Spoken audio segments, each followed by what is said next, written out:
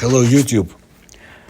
I've done a few videos about this very strange and unusual 18th century.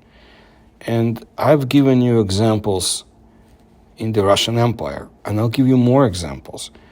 Because either we're dealing with time travel, or the history was just rewritten after. We just don't know if the history that's being taught to us has any credibility. I'll give you this example.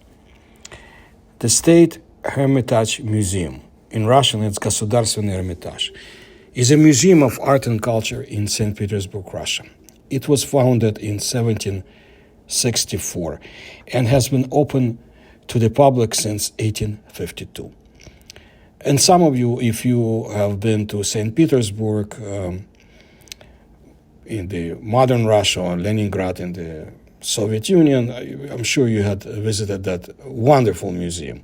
In the Hermitage, there is a work by Heinrich Buchholz, Allegory or Victory over the Turks. The painting, which you can see in this video, was executed or completed in 1777.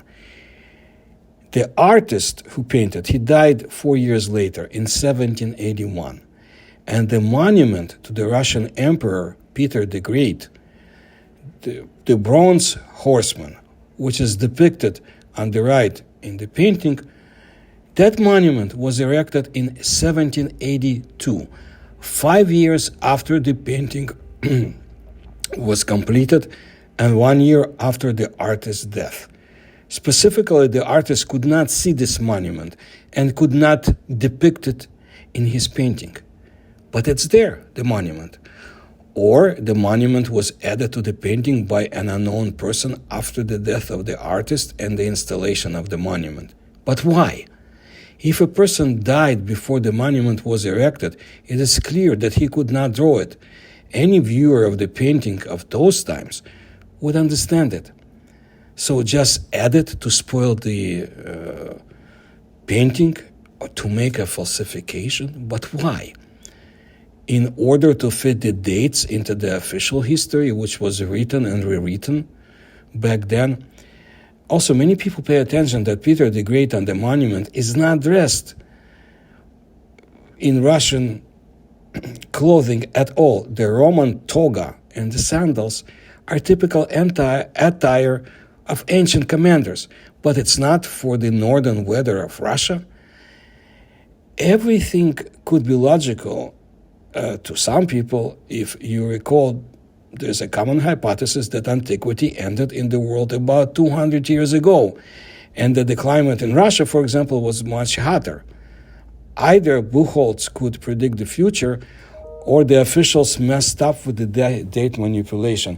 And this is but one example. I will tell you more, specifically about my time travel hypothesis research pertaining to the 18th century. But that's what I wanted to let you know today. There are a number of inconsistencies. Again, not only in Russia, but if in Russia, with this emperor, with his identity, with the 18th century and the goings-on there. And quite a lot of unusual people existed on this planet in the 18th century. So I will be telling you more about it. And if you like my research, please support me in the links you'll find in the description to this video. Please tell others about my work and stay tuned for more videos that I think will interest you. Thank you for your attention to my work.